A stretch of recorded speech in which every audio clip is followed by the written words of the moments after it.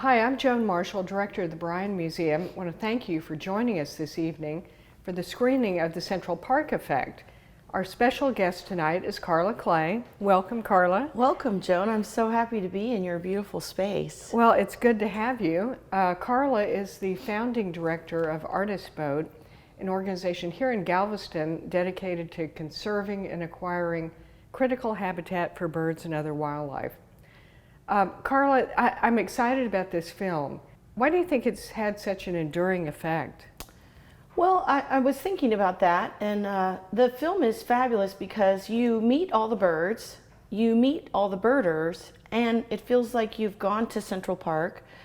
And so I think people can tell people to watch the film, and people will get a very genuine experience of how diverse birds are, how diverse the bird watchers are, and what they think and why they do it, and then also why is it critical, even in a city of millions of people, to have habitat, real habitat, not just a tree in your backyard. Yeah, a lot of people think that birders are a breed apart. They're very avid enthusiasts.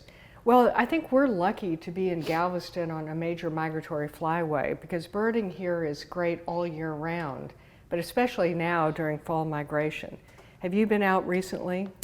Well, I'm very fortunate. I work on 700 acres where our headquarters is for Artist Boat, so I don't have to give a big effort to bird because, you know, we have a road through the middle of the habitat and there's tons of herons and hawks out right now. It's a great time of year for that. And then the oaks in front of my window where I work are full of ruby-throated hummingbirds, and we've had a few different species hanging out, but we have a little downy woodpecker, we have a yellow-billed cuckoo, and a great crested flycatcher was there this week. So unlike a lot of people, I just have to be where I am. That's great. I have to make it out there sometime soon. What advice would you have for novice birders who want to get more involved in birding?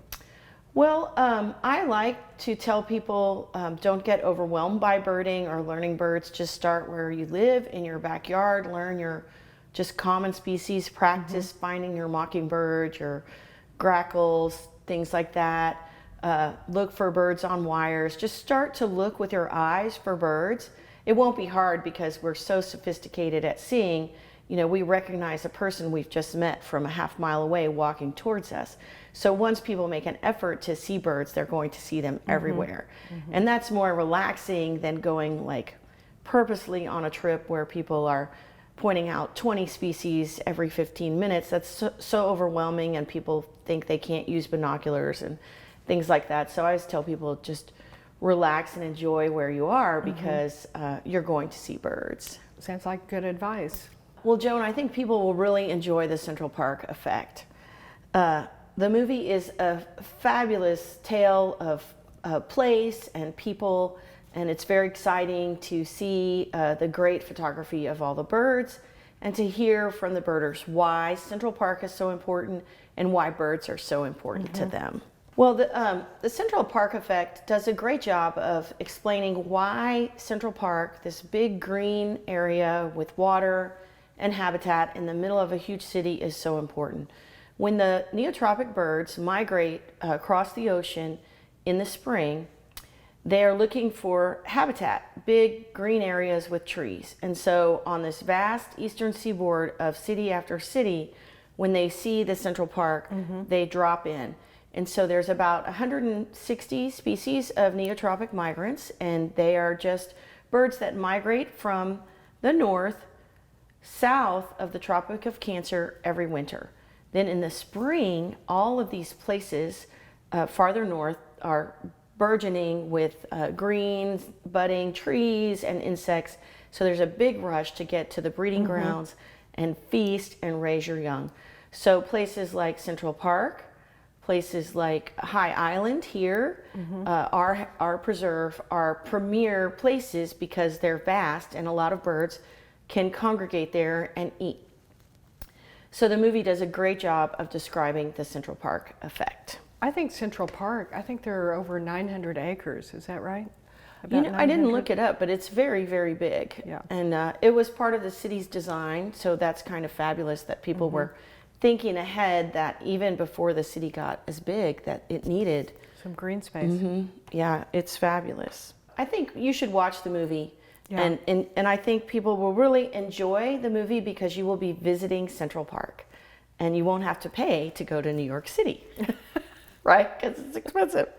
But my favorite part of the movie is that the birders describe three very important things. When you learn to bird, you learn to watch the seasons in a new way because the seasons change the cast of characters that you see. So right now in the fall, we're seeing hawks and hummingbirds, and then it'll merge into winter and the ducks will come. The cranes will come just before winter. And then in the winter, we'll have a tremendous amount of ducks. The hawks will be all over the place. And we'll have the birds that come from the north and don't cross the Tropic of Cancer. There's quite a few. Then in the spring, you know, when the birds are crossing the ocean, the neotropic migrants, you know, that's the spectacle that people bird like crazy to see. So in the movie, you will see this avid increase in birders and birds associated with that migration. So in a way, it causes people to migrate farther out of their houses than they normally would to get outdoors. And of course, we love for people to get outdoors because that is how people become conservationists. When we think about conservation, we do need all of these small places that I would call a handmade wilderness. And you'll see that in the movie that Central Park has to be kept free of invasive species. Central Park has to be kept by people. Same with our preserve. Even though it's 700 acres, we have a lot of work to do to keep invasive species out and the habitat functioning correctly for the birds who migrate here. So these small places, I think, are the bridges that will carry people to truly believe that we have to save every vast wilderness left on every continent. We have deforested half of our planet in 300 years. Most of it in the last 80 years. So we have to get very serious about small places, our backyards, but we have to get even more serious about very unfragmented ecosystems and protecting them.